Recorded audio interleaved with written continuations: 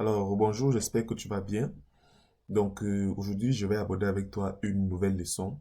Pourquoi rejoindre une église? Alors, comme toujours, nous sommes dans une série de plusieurs enseignements sur la base de la vie chrétienne. Donc, s'il te plaît, si tu nous rejoins en cours de route, ce sera une bonne chose si tu peux commencer à écouter les enseignements depuis le début afin de ne rien manquer et de rester dans le flot de l'enseignement. Donc, pourquoi rejoindre une église? J'espère que tu as avec toi ta Bible et tu as aussi de quoi noter. Alors, gloire à Dieu.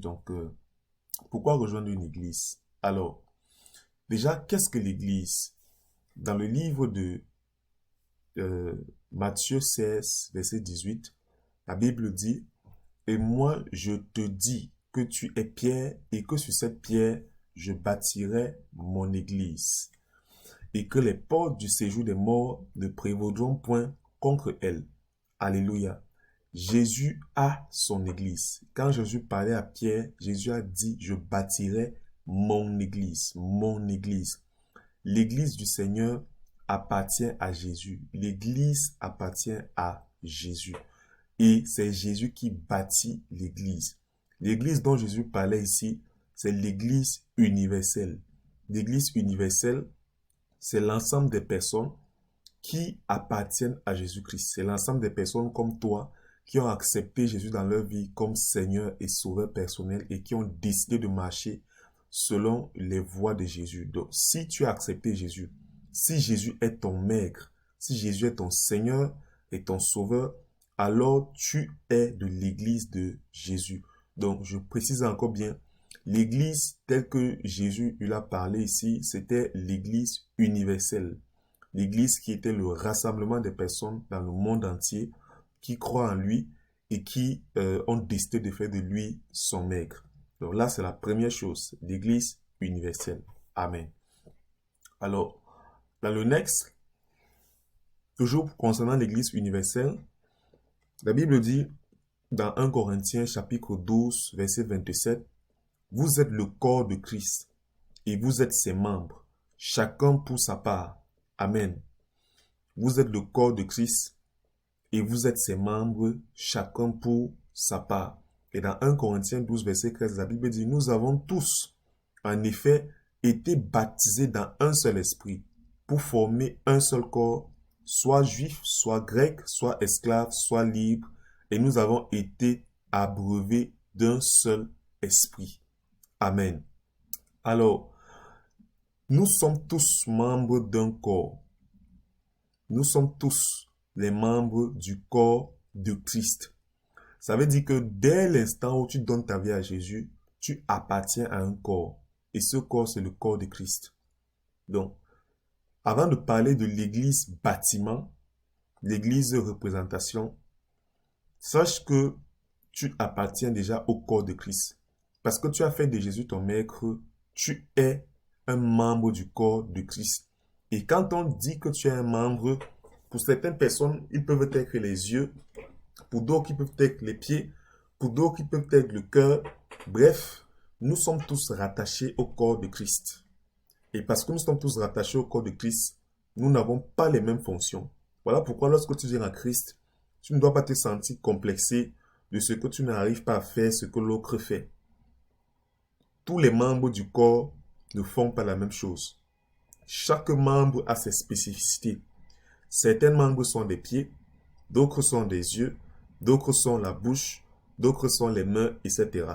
De la même manière, dans le corps de Christ, dans l'église universelle, je précise encore bien, je ne parle pas de l'église bâtiment. Dans l'église universelle, nous sommes tous des membres d'un corps, chacun avec sa fonction.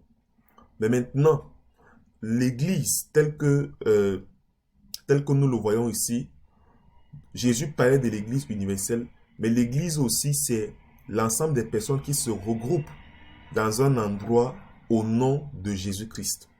Jésus, par exemple, allait à la synagogue. Les disciples de Jésus-Christ, après la mort de Jésus-Christ, allaient à la synagogue. La synagogue, chez les Juifs, c'est comme l'église. Ils y allaient fréquemment et Jésus lui-même de son vivant allait fréquemment et tout le temps à la synagogue. La Bible dit comme de coutume, Jésus partait à la synagogue.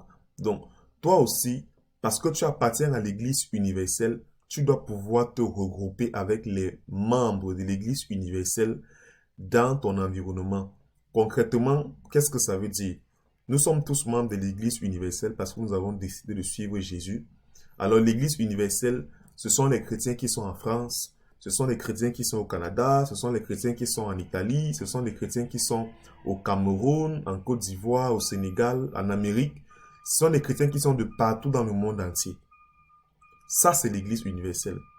Mais parce que j'ai mes frères de l'Église universelle partout dans le monde entier, je ne peux pas être en communion avec tous ces frères parce que nous ne sommes pas dans le même environnement géographique. Voilà pourquoi, dans l'environnement géographique où je suis, je dois me regrouper avec les frères de l'Église universelle. Je dois me retrouver avec les personnes qui ont décidé de faire de Jésus leur maître, c'est-à-dire des frères en Christ, des frères qui sont dans le corps de Christ. Donc, si tu es dans un pays, dans une ville, et que tu dis que Jésus-Christ est ton maître, alors tu es appelé à te regrouper avec les frères qui sont dans ta zone géographique. Et voilà donc pourquoi se retrouvent des églises locales. C'est pourquoi on utilise l'expression église locale. L'église locale, c'est le regroupement des frères qui sont dans une localité. Amen. Donc, comme tu as pu le remarquer, lorsqu'on dit que tu es un membre dans un corps, ça veut dire que tu es important au corps. Tu ne dois pas penser que tu peux t'absenter d'une église locale sans qu'il y ait un impact. L'église locale, c'est un regroupement de personnes nées de nouveau, s'édifiant les uns les autres pour proclamer l'évangile. Dans le livre d'Actes des Apôtres, dans Acte 2, verset 42, la Bible dit « Il persévérait dans l'enseignement des apôtres ». Le « il » c'est mis pour les premiers disciples. C'était les premiers disciples. Ils persévéraient dans l'enseignement des apôtres, dans la communion fraternelle, dans la fraction du pain et dans les prières. En tant que disciple de Jésus-Christ, tu dois persévérer dans l'enseignement. Tu dois aller dans un lieu où tu te fais enseigner. C'est très, très important. Si tu dis que tu es un chrétien, tu es un disciple de Jésus, ce verset de Acte 2, verset 42 doit s'appliquer aussi à toi. La Bible dit, il persévérait dans l'enseignement des apôtres. Est-ce que tu persévères dans l'enseignement? Est-ce que tu es quelque part où tu es enseigné chaque semaine? Est-ce que tu persévères? Quand on dit persévérer dans l'enseignement, on ne parle pas d'être dans une église, on ne parle pas d'être enseigné de temps en temps, non. On parle de demeurer, d'être dans une posture permanente d'enseignement. Les premiers disciples persévéraient dans l'enseignement des apôtres. Donc, si tu te dis être un disciple de Jésus-Christ, tu dois persévérer dans l'enseignement. Amen.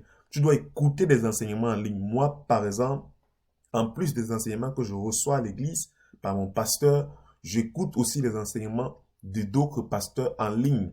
J'écoute les enseignements du pasteur Mohamed Sanogo, j'écoute les enseignements de mon pasteur, j'écoute les enseignements de beaucoup d'autres hommes de Dieu qui me bénissent. Je dois persévérer dans l'enseignement des apôtres. Je dois persévérer dans l'enseignement des serviteurs de Dieu. Est-ce que tu persévères? Est-ce que tu es dans un lieu, dans une communauté où tu es enseigné sur la base de la parole de Dieu? Amen. Donc, tu dois être dans un environnement où tu es enseigné. Si tu es dans une communauté et tu sens que tu n'es pas enseigné véritablement, tu dois quitter de ce lieu. La Bible dit qu'il persévérait dans la communion fraternelle. Tu dois rejoindre l'église parce que à l'église, tu es avec des frères, tu es avec des personnes comme toi, tu es avec des personnes qui traversent les mêmes challenges comme toi. Tu as donné ta vie à Jésus, tu as des difficultés, tu te sens seul, abandonné, rejeté. Jésus avait dit que si nous venons à lui, nous aurons des frères, des sœurs, des pères, des mères. Jésus parlait de la communion fraternelle. Jésus ne nous appelle pas à vivre notre vie chrétienne de manière isolée. Il nous appelle à vivre en communion. Voilà pourquoi tu dois rejoindre une église locale afin de persévérer dans la communion, afin d'être avec des frères. Amen. Parfois, lorsque tu traverses des moments difficiles, le simple fait d'être avec des frères qui ont eu à traverser les mêmes challenges que toi, ou bien qui ont des difficultés comme toi, t'amène à être encouragé. Et parfois, pas même parfois, lorsque tu es avec des frères, Tu as des personnes qui vont t'encourager, tu as des personnes qui vont t'aider. Lorsque tu vas abandonner, le fait d'être avec des frères et des sœurs en Christ, des personnes vont t'encourager, tu vas te sentir encouragé, fortifié, et ça va bâtir ta relation chrétienne. Tu dois être dans une communauté chrétienne parce que tu dois persévérer dans la communion fraternelle. Amen. L'autre point, c'est que la Bible dit que les disciples persévéraient dans la fraction du pain. Alors, par la grâce de Dieu, nous allons aborder une leçon qui parle de la fraction du pain. Concrètement, qu'est-ce que c'est? Alors, juste pour te donner un aperçu rapide, la fraction du pain, c'est la communion. C'est ce qui est connu communément par le mot communion. Amen. Et beaucoup de personnes ont mystifié la communion. Pour prendre la communion, tu n'as pas besoin de faire un enseignement ou bien de faire des enseignements sur plusieurs années ou sur plusieurs mois avant de commencer à prendre la fraction du pain. Ce n'est pas biblique, ce n'est pas un enseignement qui vient de Dieu. Jésus avait demandé à ses disciples de prendre du pain, de faire de la fraction du pain en mémoire à son sacrifice à la croix, en mémoire à sa mort et sa résurrection. C'est pas biblique de mettre les gens dans un système éducatif, dans un système religieux où ils doivent suivre des formations pendant N années avant de se faire baptiser et de participer à la fraction du pain. J'en parlerai dans les prochaines leçons. Donc, si tu veux savoir, continue juste la série et puis tu en sauras plus un peu plus tard. Amen. Donc, les disciples persévéraient aussi dans les prières. Amen. Tu ne peux pas être dans ton environnement, tu es seul et tu t'attends à ce que la vie donne comme tu voulais. Tu dois être avec des frères parce qu'avec les frères, on prie ensemble. Avec les frères, on est ensemble. Avec les frères, on élève des sujets de prière ensemble. Donc, mon cher ami, tu dois être dans une église locale. Tu dois être avec les frères en Christ. Tu dois être avec les bien-aimés. C'est en faisant ainsi que tu vas développer ta vie chrétienne et tu vas grandir dans ta vie chrétienne. Lorsqu'on est seul, on est vulnérable. Mais lorsqu'on est en groupe, on tient bon. Donc, l'église locale, il y a l'église universelle qui constitue les chrétiens de partout dans le monde entier. Parce que tu ne peux pas être en communion avec tous ces chrétiens qui sont partout dans le monde entier. Alors, tu dois persévérer dans une église locale. L'église locale renvoie à un lieu géographique, à une communauté située dans un lieu géographique. Parce que s'il y a des chrétiens dans la ville où tu es, alors ça veut dire que ces chrétiens se regroupent à différents endroits. Donc tu vas devoir chercher une église qui parle vraiment de la parole de Dieu, qui enseigne vraiment sur la parole de Dieu, qui parle vraiment de l'évangile. Et les rejoindre et passer du temps avec eux et être dans la communion avec eux et prier avec eux. Amen. Et si jamais tu as la recherche d'une communauté chrétienne où tu peux persévérer, où tu peux être avec des gens et grandir dans ta foi, n'hésite pas à m'écrire et ensemble, nous allons discuter. Alléluia. Donc, le prochain point, alors, la question que je vais te poser aussi, c'est de savoir qui veille sur toi. Qui veille sur toi? Voilà une des raisons pour lesquelles tu dois rejoindre l'église. Parce que il faut qu'on veille sur toi. On ne vit pas la vie chrétienne de manière solo. On ne vit pas la vie chrétienne seul. Ça ne se fait pas. Ce n'est pas normal. Jésus lui-même n'a pas été seul. Jésus marchait avec les disciples. Jésus est venu sur la terre. Il n'a pas été seul. Il nous a donné l'exemple. La Bible dit dans Hébreux 10, versets 24 à 25. Veillons les uns sur les autres pour nous exciter à la charité et aux bonnes œuvres. N'abandonnons pas notre assemblée, comme c'est la coutume de quelques-uns, mais exhortons-nous réciproquement. Et cela d'autant plus que vous voyez s'approcher le jour. Alléluia. Tu dois être dans une communauté chrétienne parce qu'en étant dans une communauté chrétienne, dans une église locale, tu seras dans un environnement où on pourra veiller sur toi. On pourra veiller sur toi. Tu as des problèmes avec l'immoralité. Tu n'arrives pas à te contenir. Tu n'arrives pas à arrêter de voler, arrêter de mentir, arrêter de faire des choses qui ne plaisent pas à Dieu. Le problème parfois, c'est que tu es seul. Tu es dans ton environnement seul. Tu ne fréquentes pas les autres. Là, regarde ce que la Bible dit. La Bible dit, veillons les uns sur les autres pour nous exciter. C'est un pour de conséquence. Dans le fait que tu sois dans un environnement où on veille les uns sur les autres, ça va t'exciter à la charité et ça va t'exciter aux bonnes œuvres. Amen. Lorsque la Bible dit que tu seras excité aux bonnes œuvres, Ça veut dire que tu seras excité à vivre comme Dieu. Tu seras excité à être quelqu'un qui aime, à être quelqu'un qui est patient, à être quelqu'un qui est tolérant, à être quelqu'un qui ne ment plus, qui ne vole plus, qui ne tombe plus dans l'immoralité sexuelle et bien d'autres choses. Tu dois être dans un environnement chrétien parce qu'on doit veiller. Tu dois être dans une communauté parce que cela va t'aider à t'exciter à la charité, à l'amour et à des bonnes œuvres. Amen.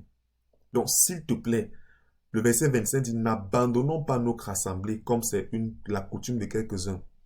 N'abandonne pas ton assemblée. Et si jamais tu m'écoutes et que tu avais abandonné une assemblée pour des raisons qui ne sont pas bonnes, parce que tu peux abandonner une assemblée parce que l'assemblée ne marchait plus sur les voies du Seigneur, c'est pas mal. Et même dans ce cas, lorsque tu abandonnes l'assemblée, ce n'est pas pour rester à la maison. C'est pour chercher une autre assemblée où tu vas partir pour demeurer dans la communion. Écoute, l'ennemi, le loup ou bien le lion ne va jamais frapper un groupe d'agneaux, un groupe de brebis. Jamais. Un lion ne va jamais attaquer un groupe d'animaux qui se déplace. Le lion va toujours attaquer les brebis galeuses, les brebis éloignées. Si tu es une brebis éloignée du troupeau du Seigneur, alors tu seras attaqué par le lion. J'insiste et je répète.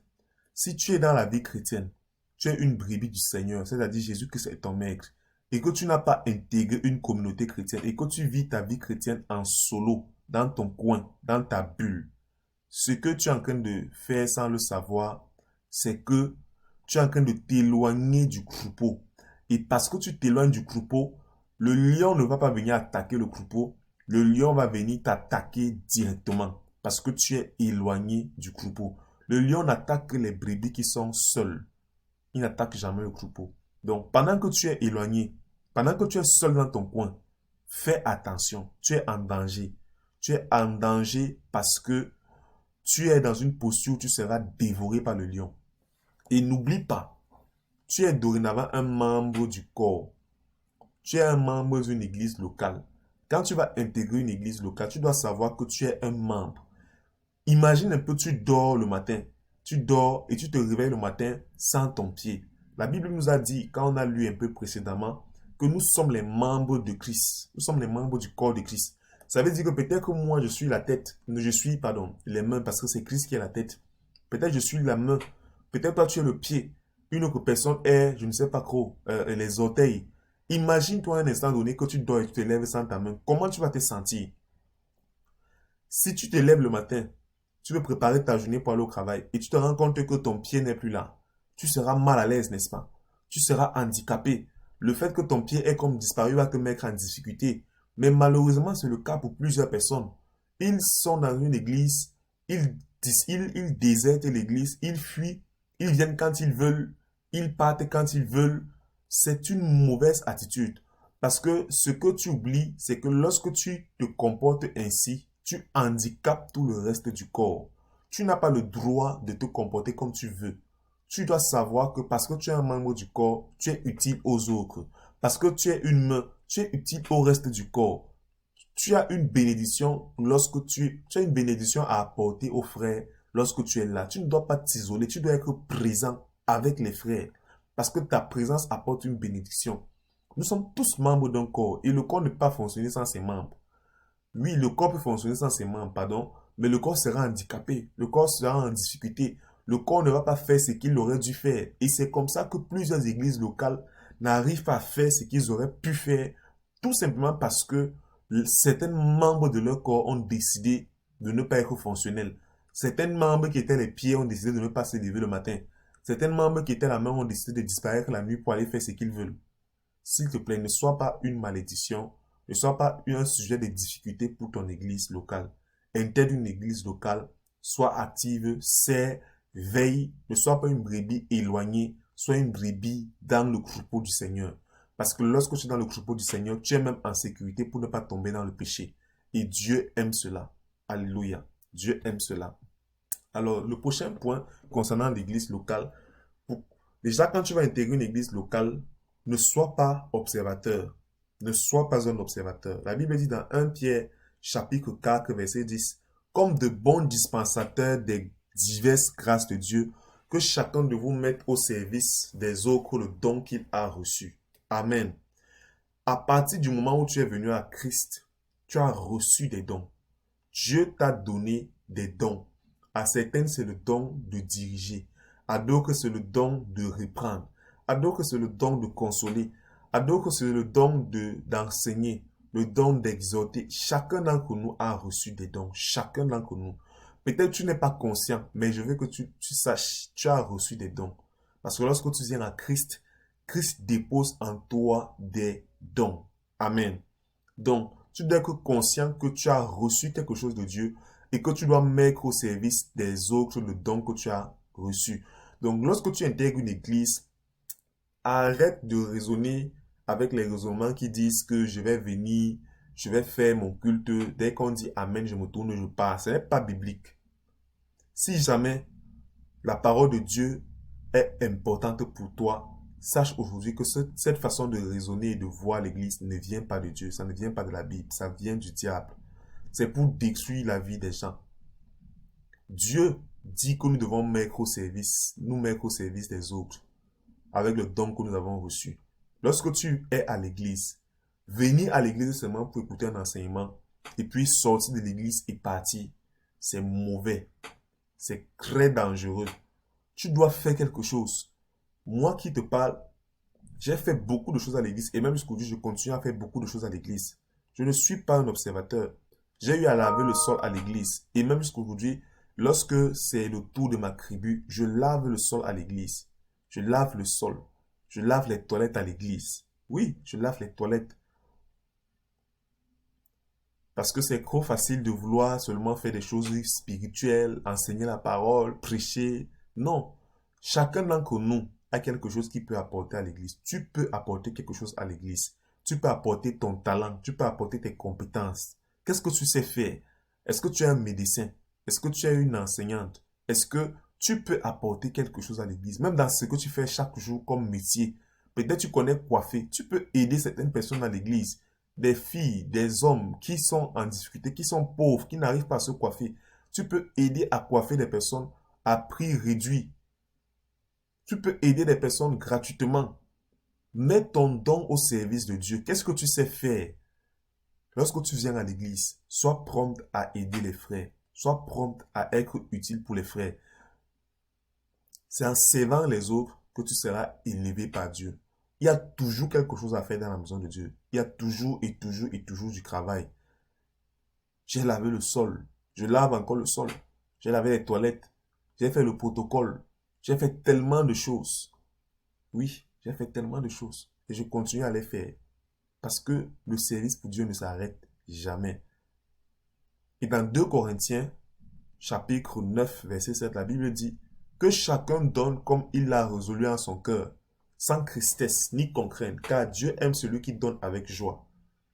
Dieu t'appelle à donner. Lorsque tu viens à l'église, Dieu t'appelle à donner. Quand on parle de donner, ne pense pas seulement à donner financièrement. Pense à donner ce que tu as. Parce que tu peux te donner. Tu peux donner de ton temps. Donner de ton temps pour laver le sol. Donner de ton temps pour laver les toilettes. Ça, c'est un don aussi. Mais, si tu le fais avec tristesse et avec contrainte, alors Dieu n'approuve pas ton don. Voilà pourquoi la Bible dit que chacun donne comme il a résolu en son cœur, sans tristesse ni contrainte, car Dieu aime celui qui donne avec joie. Tout ce que tu décides de donner à l'église, à Dieu, parce qu'il faut savoir, lorsque tu donnes à l'église, c'est à Dieu que tu donnes. Tu donnes en fait à Dieu par l'église, parce que tu ne vas pas voir Dieu physiquement. C'est l'église du Seigneur. Donc, lorsque tu donnes à Dieu, tu donnes à l'église. Je ne sais pas si tu comprends la nuance. Le fait de donner à l'église, ce n'est pas un homme que tu donnes. C'est à Dieu que tu donnes. Donc, tout ce que tu donnes à l'église, c'est à Dieu que tu le donnes. Amen. Voilà pourquoi tout ce que tu donnes, tu dois le faire sans tristesse ni contrainte. Tu dois être heureux. Si tu as décidé de laver le sol, tu dois être heureux de laver le sol. Tu ne dois pas laver le sol en murmurant. Si tu as décidé de faire le protocole, tu dois faire le protocole en étant heureux. Tu ne dois pas le faire en murmurant. Tout ce que tu auras décidé de prendre comme résolution de faire pour l'Église, tu dois le faire avec joie. Parce que Dieu aime celui qui donne avec joie. Amen. Donc, alors, le dernier point. Donc, comment faire un bon choix? Ça, c'est un point. Certainement, je te posais déjà la question en te demandant comment je fais donc pour choisir une bonne église. Alors, la Bible dit déjà, ça c'est important de le noter, qu'il s'élèvera de faux Christ et de faux prophètes.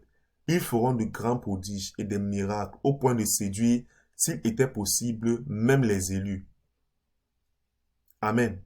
Il y aura beaucoup de faux prophètes et il y a beaucoup de... Celui qui a parlé dans ce texte de Matthieu 24, c'est Jésus. C'est Jésus lui-même qui dit qu'il y aura les faux prophètes, il y aura les faux Christ. Ils feront de grands prodiges, ils feront de grands miracles, au point de séduire. Donc, ce n'est pas le fait de voir qu'il y a des faux prophètes, ce n'est pas un fait nouveau. Est-ce que c'est parce qu'il y a les faux prophètes qu'on ne va plus aller à l'église? Non. Est-ce que c'est parce qu'il y a des faux billets d'argent qu'on arrête d'utiliser l'argent? Non. Malgré qu'il y a des faux billets, on continue à utiliser. Malgré qu'il y a des faux iPhones, on continue à utiliser les iPhones. Ce n'est pas parce qu'il y a des faux prophètes qu'on doit arrêter d'aller à l'église, qu'on doit arrêter de croire en Dieu. Donc ne sois pas séduit par les miracles et les prodiges. Sois séduit premièrement par l'amour. Jésus dit dans Jean 13, verset 35, « À ceci, tous tous reconnaîtront que vous êtes mes disciples, si vous avez de l'amour les uns pour les autres. » Est-ce que tu es à la recherche d'une communauté chrétienne? Ou bien tu as commencé à fréquenter une communauté chrétienne et tu ne sais pas si c'est une bonne communauté? La Bible dit, « À ceci, tous connaîtront que vous êtes mes disciples, si vous avez de l'amour les uns pour les autres. » L'amour est un élément, sinon l'élément fondamental que tu dois rechercher lorsque tu vas intégrer une communauté chrétienne, une église locale. Est-ce que ces personnes s'aiment? Est-ce que ces personnes manifestent l'amour? Je ne parle pas de l'amour charnel entre un homme et une femme. Je parle d'un amour sincère, un amour sincère, un amour fraternel. Est-ce que vous vous aimez les uns les autres? C'est une des choses que tu dois regarder lorsque tu fais ton choix pour une communauté. Mais comme je t'ai dit, si tu as la recherche d'une communauté, écris-moi. Ensemble, nous allons discuter et je vais te recommander une communauté proche de chez toi. Surtout, n'aie pas peur. N'aie pas peur. Ne te braque pas. Ne prends pas des résolutions comme quoi il y a beaucoup de faux prophètes. J'ai décidé tous les jours de ma vie de prier chez moi. Les raisonnements comme quoi je prie chez moi, Dieu est partout. Ça ne vient pas de Dieu. Ça ne vient pas de Dieu. La Bible demande de ne pas abandonner nos assemblées. C'est pas moi qui le dis, c'est la Bible. Donc si tu abandonnes l'assemblée, si tu abandonnes ton projet d'aller dans une église parce qu'il y a des faux prophètes, ce n'est pas biblique. Jésus a dit qu'il y aura des faux prophètes. Mais ce n'est pas parce qu'il y avait des faux prophètes que l'œuvre de Dieu devait s'arrêter. L'œuvre de Dieu a continué. Les hommes ont continué à servir Dieu. Ce n'est pas parce qu'il y a des faux billets que tu as arrêté d'utiliser de l'argent. Pourquoi est-ce que lorsque tu rencontres des faux prophètes, des faux hommes de Dieu, des faux serviteurs de Dieu, tu décides d'abandonner Dieu? Ce n'est pas cohérent, ce n'est pas normal. Donc, s'il te plaît, ne tombe pas dans ce piège de l'ennemi au nom de Jésus-Christ. Alors, j'espère que tu as été édifié par cette brève session d'introduction sur l'Église. Je vais juste te prier pour te recommander à la grâce du Seigneur. Seigneur Jésus, merci pour le privilège que tu me donnes de connaître ta parole et de connaître la vérité en ce qui concerne l'Église. Je prie pour cette merveilleuse personne qui m'a écouté tout au long de ce moment. Veille sur cette personne. Étends ta main sur cette personne. Je prie au nom de Dieu afin que, Seigneur Jésus, tu viennes et que tu prennes le contrôle. Père, ceux qui sont à la recherche d'une église, Père, ceux qui sont à la recherche d'une communauté, viens et prends le contrôle. Viens et dirige ces personnes. Viens et oriente ces personnes. Au nom de Jésus-Christ. Et là où les hommes avaient décidé de ne jamais aller dans une église, Saint-Esprit, je prie afin que tu convainques les cœurs, que tu convainques les cœurs, que tu convainques les cœurs d'abandonner ces mauvaises voies et d'abandonner ces mauvais desseins qui ne viennent pas de toi. S'il te plaît, Saint-Esprit. Au nom de Jésus, j'ai prié. Amen. Alors, merci pour tout ce moment, Seigneur Jésus. Merci, Saint-Esprit. Je te rends grâce. Alors à toi, on se revoit bientôt pour une prochaine leçon. Que Dieu te bénisse. Shalom.